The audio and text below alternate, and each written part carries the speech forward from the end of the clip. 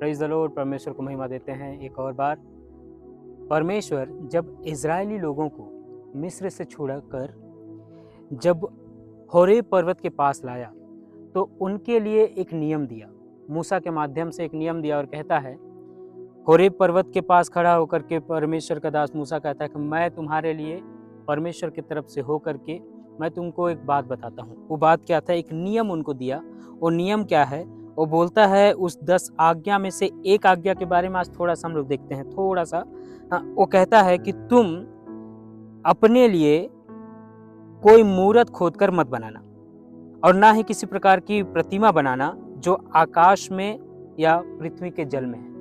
इस तरह से वो वचन कहते हैं कि तुम किसी को अपने लिए किसी प्रकार का मूरत खोद कर मत बनाना, चाहे वो आकाश का, चाहे पृथ्वी का या जल का, किसी भी चीज का नहीं बनाना है। तो ये मूरत है क्या?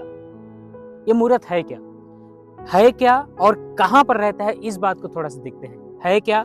यदि हम लोग कुलुसियों की पत्री में जा करके हम लोग 3 अध्याय में यदि देखेंगे तो ये मूरत है क्या वो हमको पता चलता है। कुलुसियों की पत्री 3 अध्याय में वो मूर्ति क्या है, यहाँ पर ऐसा लिखा है 3 अध्याय का उसका 5वां पद में लिखा है, इसलिए अपने उन अंगों को मार डालो जो पृथ्वी पर है, अर्थात व्यभिचार, अशुद्धता, दुष्कामना, बुरी लालसा और लोभ जो मूर्ति पूजा के बराबर है।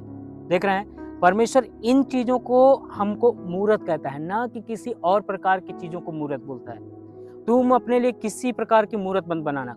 ये बातों को प्रभु कहता है कि तुम मूरत बना के रखे हो। Praise the Lord. ये मूरत हमारे जीवन के अंदर नहीं रहना चाहिए। प्रभु की आत्मा चाहता है। और ये रहता कहाँ पर है? यदि हम लोग एजेकियल नबी की किताब को देखेंगे, एजेकियल नबी की किताब, वहां पर 14 अध्याय उसका 2 पद में ऐसा लिखा है कि इन लोगों ने मूरत को अपने मन में बसा कर रखा है। इन लोगों ने तो मूरत अपने मन में बसा कर रखा है, ऐसे करके प्रेज़ द लॉर्ड कहता है। यानी कि मूरत कहाँ पर है? मूरत प्रेज़ द लॉर्ड हम अपने मनों में बना कर रखते हैं, जिसको प्रभु पसंद नहीं करता। इसी को कहा परमेश्वर, तुम अपने लिए कभी किसी प्रकार का मूरत खोदकर न बनाना।